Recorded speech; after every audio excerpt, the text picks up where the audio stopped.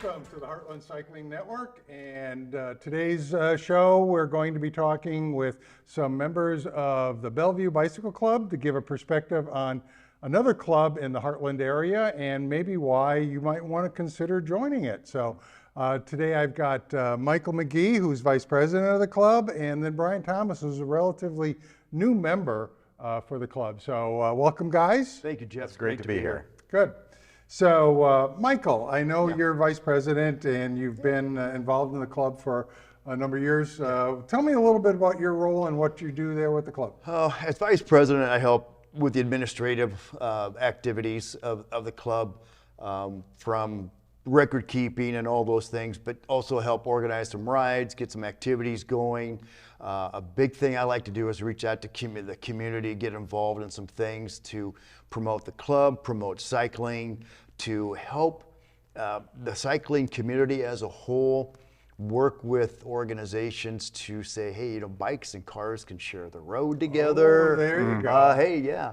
And just to be supportive of cycling, not only for recreational, but for transportation and the benefits of cycling for physical health, just as a community I think strength. There's a mental aspect, and I also consider it a spiritual I do, activity yeah, as well. yeah. You know, it's when you get on the trail and you ride, you get that physical release, and it clears your head, but you also see things from the trail that you don't see from a roadway. Yeah, And so you're not traveling as fast. you're not traveling as fast, and you see nature. When you think about some of the animals that are out there, and you have personal experience with animals on the trail, but like some of the eagles, the bald eagle's nests that you see along the trail that you don't generally see from a roadway, or other animals and birds in their natural. Well, before we get too far into the weeds on that, Clearly he's let's talk passionate. a little bit about the history of the club. So tell us all about the Bellevue Bicycle Club and its beginnings, its origins, something about it. It started in 2003, and it started with the intent to help the cycling community, for advocacy, for, again, supporting community trails and education, and also provides an opportunity for social cycling. So many cyclists, they ride by themselves, and they do like to mix it up, ride by themselves, ride with a group. But when you ride with other people, you learn a lot, especially if you're maybe new or haven't done a lot of different type of cycling. It's a safe place to ask questions, to learn, to gain knowledge. Even for somebody who has been cycling for a long time, you can still learn something new, and maybe learn something from somebody who hasn't cycled very long. But it's that sharing of information. Well, okay, there's the name of the club is Bellevue, so everybody thinks, well, it's just Bellevue, correct? Absolutely not. Okay, maybe the origins of it, Yeah. were that, and I think in a lot of ways there was some. Most of the members originally were military in scope, and lifelong residents of Bellevue.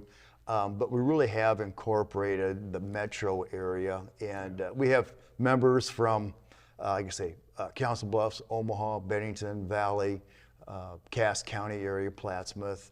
And so it really is about people who like to cycle. And what's nice about our club is we have the range of cyclists. We have some very skilled people who ride very fast, very strong riders, and we have other people that I can ride my bike in a straight line. I'm scared because I've had some injuries, I've had some issues stability-wise and making corners. I get off, I turn my bike around, get back on and do that. And you know what, we're supportive of all of that. If they're on their bike and they're riding, that's great. We'll support them in any way we possibly can. Okay, good. Brian, you recently joined the club, is that correct? I did. Okay. And tell us sort of the reasons why you might have, why you joined the Bellevue Bicycle Club. Well, really, and you touched on a lot of it, Mike, is I retired from the military back at the end of 2020. Okay. I actually didn't take up cycling until COVID, which when I was an active duty service member stationed at Offutt, it was one of the few activities that was actually a permitted activity to go out and do when everybody was on lockdown. Okay. And so it was a good excuse for me to pursue something I'd been wanting to do for years. Okay.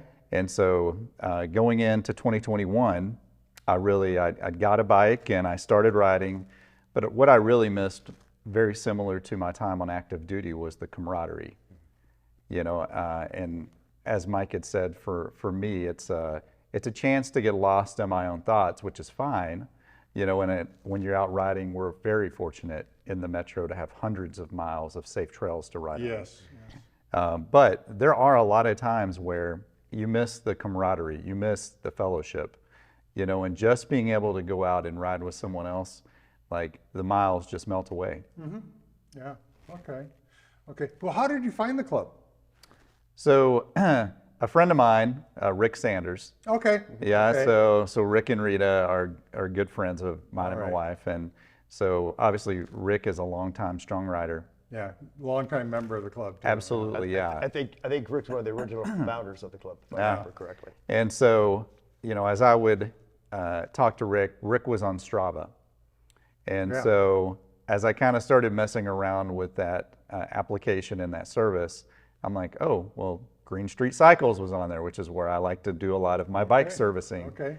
And then I'm like, wait a minute, there's this, Bellevue Bicycle Club. And so then I went and joined it. And then I began to realize that I actually knew a lot of the members, which even though I knew they cycled, I didn't exactly know that there was a way to be able to communicate with one another. Oh, okay.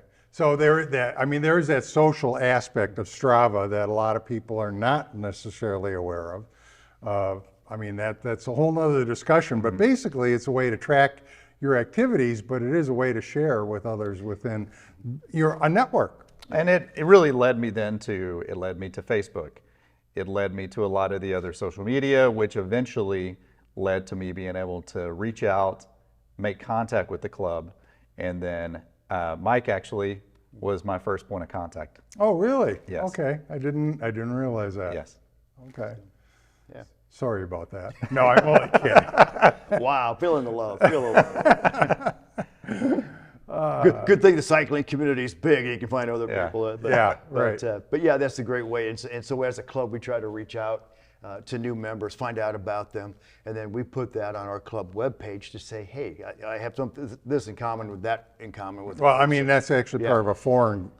Yeah, it's on the private side of the member side of our club website.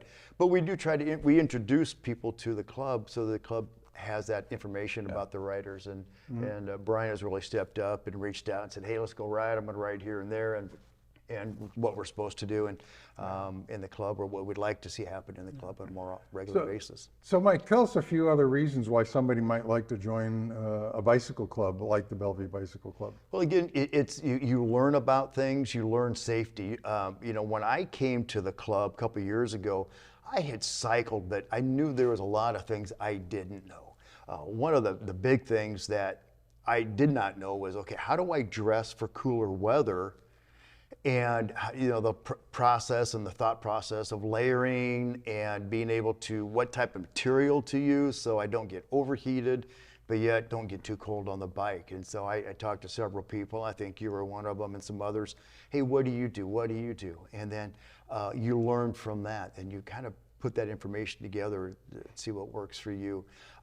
Different trails that I have been on that I would have not known if it hadn't been for somebody in the club. Hey, this trail's over here, let's go there, and do those kind of things. And the exploration and expanding that knowledge of doing things that we hadn't done.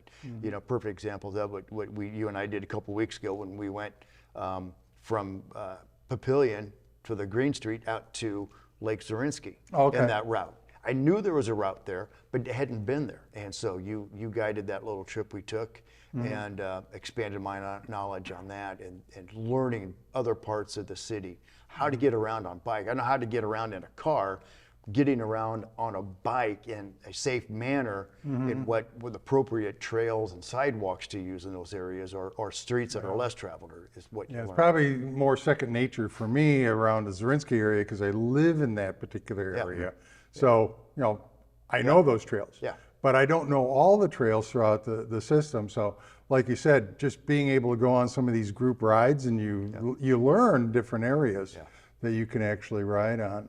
So, okay. So Brian, tell me about your cycling experience in the area. What kind of riding do you like to do? Well, so my goal is always to ride 4 times a week at a minimum. Okay. And so this year, my goal was to try to do somewhere between 2,000 and 3,000 miles.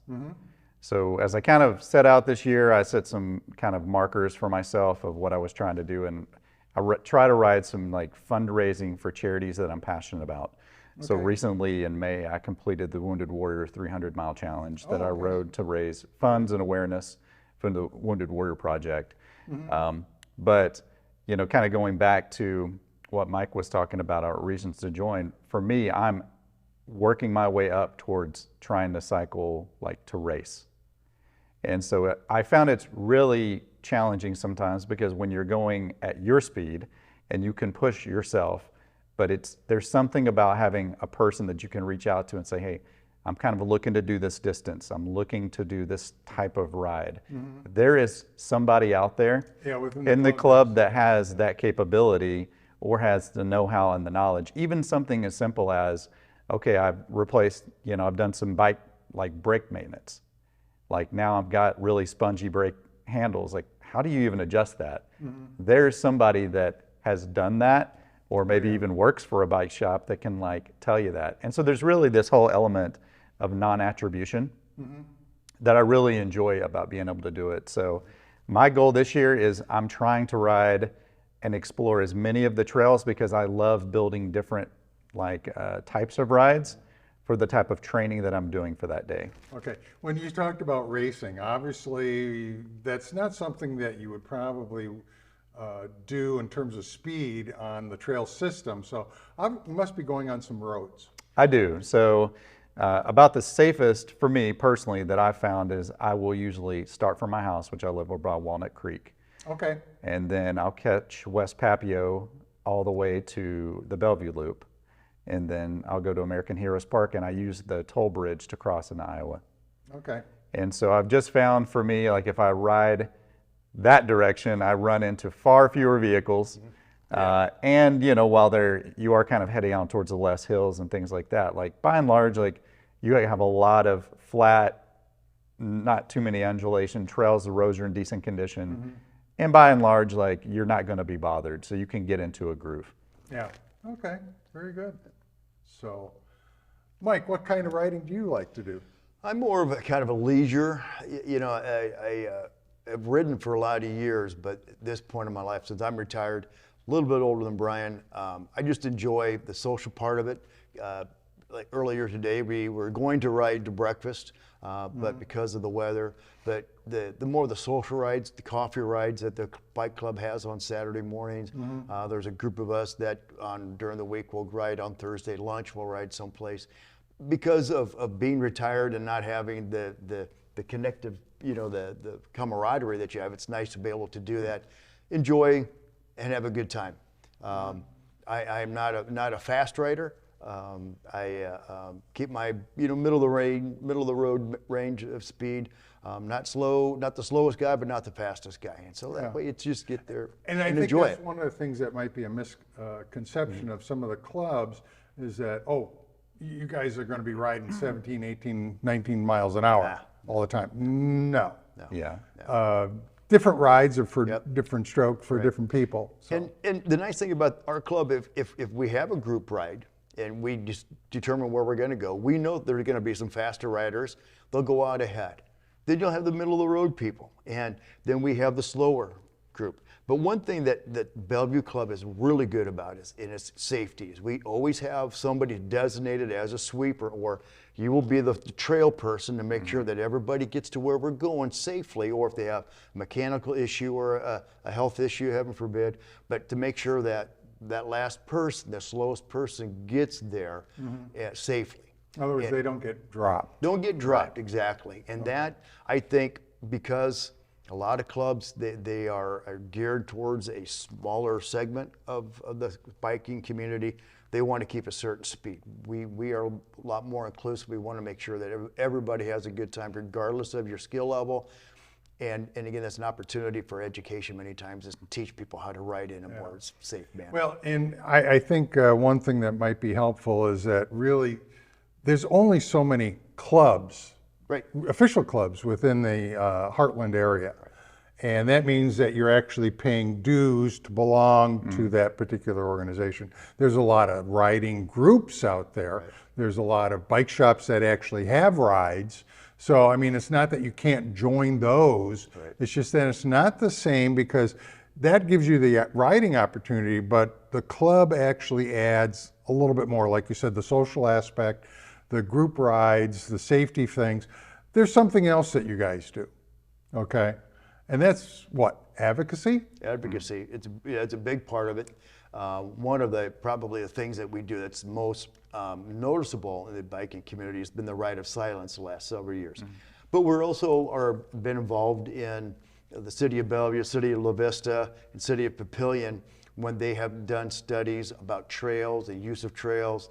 There's been some input to the NRD on what usage there. We were able to go to the city of Bellevue this past year and explain to them the need for a water station at the Twin Creek trailhead. When for those who use that, you realize that up until then, there was not a water source. For several years, the Bellevue Bike Club would put a cooler up by the map kiosk off the trail on weekends and hot days, but that was the club funded that. Well, we were able to go to and network with the city of Bellevue to get them to put that water station in. And I will tell you, I have used it frequently. I keep my bottles a lot more full or up topped off when I'm there. Also, the city of Bellevue realized that the club was paying for the porta potty at the Twin Creek trailhead. And they have taken that over and added one at the end of the trail in Hayworth Park. Oh, I didn't So realize they've added that. So those are networking with the city, and that aspect has been really positive for the biking community. And we're fortunate to have a great advocate in cycling with the mayor of Bellevue, Mayor Rusty Hike. And who rode with us in the Ride of Silence this year. But those are the type of things. We have done some ABC air brake and chain classes that we do free of charge to people. I mean, you've done that, and that's a great asset and benefit to the cycling community. And so those are the things. We've also, going back to Rita Sanders, State Senator Rita Sanders, to be able to have input into legislation when needed in the biking community, when laws need to be changed in her seat in the state legislature. So we try to work it on all those. We're not just about riding and having fun. We really want to expand it, make it safe for everybody, and develop that networking. I think there's also another thing that you haven't mentioned about advocacy, and that the club has been doing is interfacing, like I said, with all the cities, especially Omaha. Right. You wouldn't think that the Bellevue Club would be that active with Omaha, but bringing things to their attention, but also publishing the trail updates on a regular basis as to any closures and status changes. Exactly. One of the things that we really strive for people to do is if you see something on the trail that needs to be fixed, repaired, or been damaged, report it right away. And the city of Omaha has been great to respond quickly. I know there was last year there, I think it was under the Blondo Street Bridge, there was a piece of electrical conduit that had been damaged, and reported that right away. And I think within 48 hours, I think it was fixed. And it was a potential serious hazard, but they're very quick to respond. And I think that's great. And the other cities are too, to respond. But most of my interaction for those type of things has been on the Omaha side. But those are the things we want to develop. And that makes it safe for everybody. And we really strive to do that well. Okay, very good. Tell us a little bit about the website. What's on the website that people can utilize? I mean, there's a member area, obviously, you have to log in, but there's also areas that other people can utilize. Right, exactly. We have the two areas specifically that I'm thinking of is we have lists of local rides within 170 miles of Omaha, and then rides beyond 170 miles of Omaha. And those are all out there. And when you start looking at not only the Midwest, but around the country, there's a lot of bike rides out there. And so anybody can utilize that and get on there and find out what's going on and participate. So we also have trying to think what else. What you're thinking of something? Help me out here. Well, I was just thinking of, What are you you know, doing? as far as resources on the bellbikeclub.org website. Bell Bike Club. Right. The links page. Right. You got the links for all the city the entities, Bellevue, Omaha. Bike clubs. We have laws on there. The Bellevue Bike Club has developed a very nice what we call a trail etiquette brochure that we really encourage everyone to read because it talks about proper etiquette on the trail. Also, if you're on the street, proper hand signs to use so cars know what they're doing and what you're doing. So there's minimizing. I think that etiquette brochure, from what I've seen of it, touches upon people that walk and run on the trail, people that ride on the trail, and then of course motorists I mean, it's not only for trails, but for roads. Roads, yeah. It covers all, it really, it's a great. What motorists should know. But motorists should know what everybody who's using the trails and roads our goal is to help promote cycling, not just for exercise, but for transportation when it's an appropriate situation. Right. There's a lot of people that ride and want to ride for that. I know I just listened to your interview with Julie Harris yesterday that you talked about commuting north and south, but there are very few commutes east and west. East and west. It's hard to get east and west. But as Omaha. those develop, we want to make sure that cyclists do it well and that motorists realize, yes, my bicycles can be on the street and they also can be on the sidewalk. Right.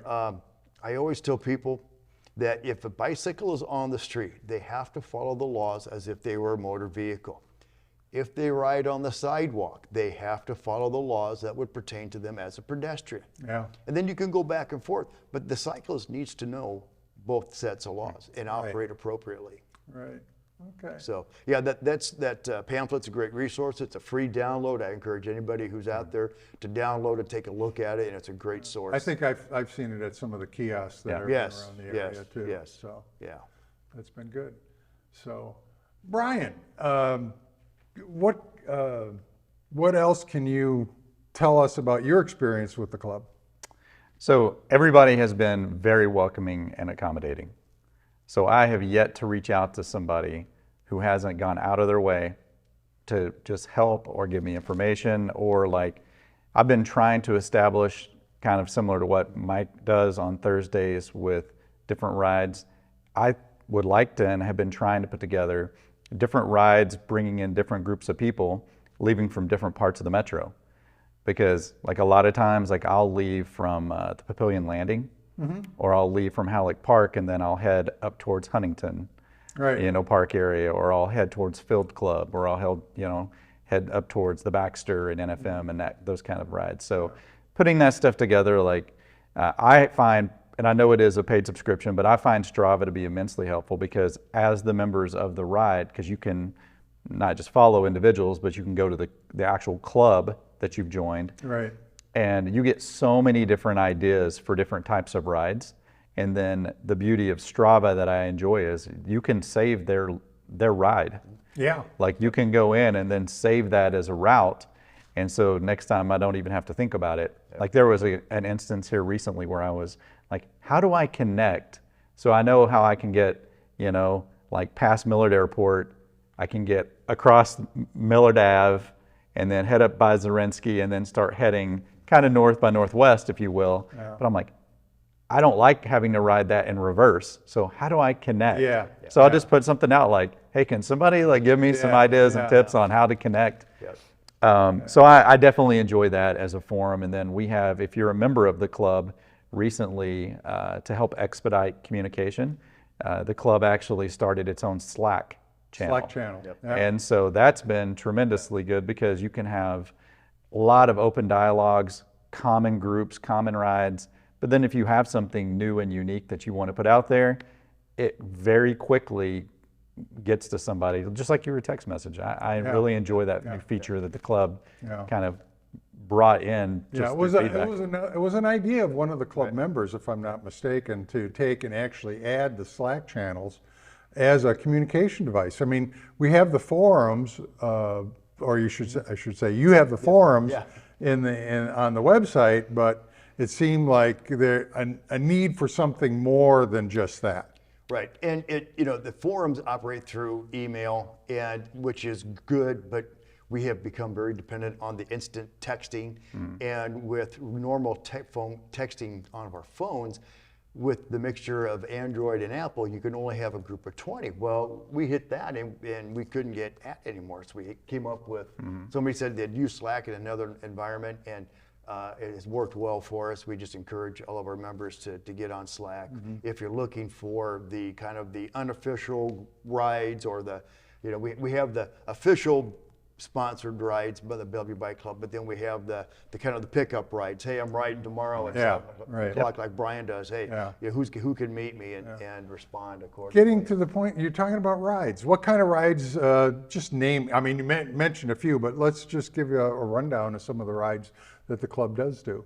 Club does, we sponsor a Saturday morning coffee ride, which is kind of our premier ride.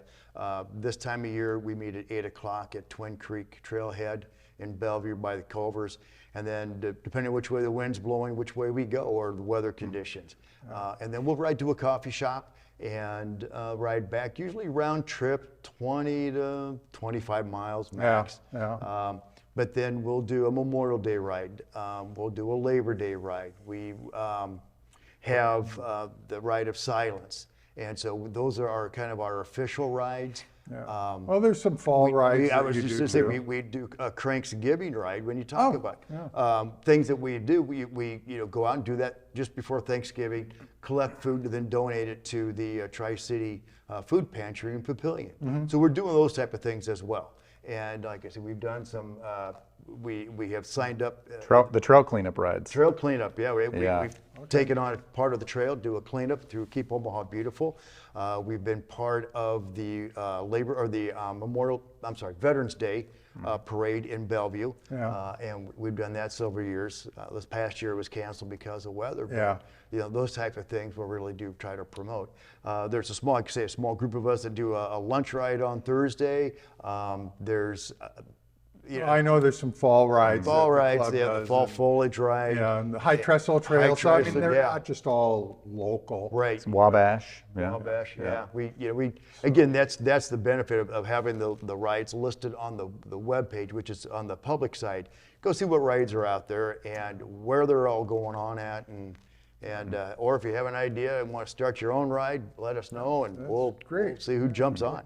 Well, we're running out of time today, and I really appreciate both Brian and Mike for coming on to the show and talking about the Bellevue Bicycle Club. And I encourage you, if you want to know more about it, go out to bellbikeclub.org, visit the website, tune into their social channels. There's links on the website to their social channels as well. So until the next time, please pedal on.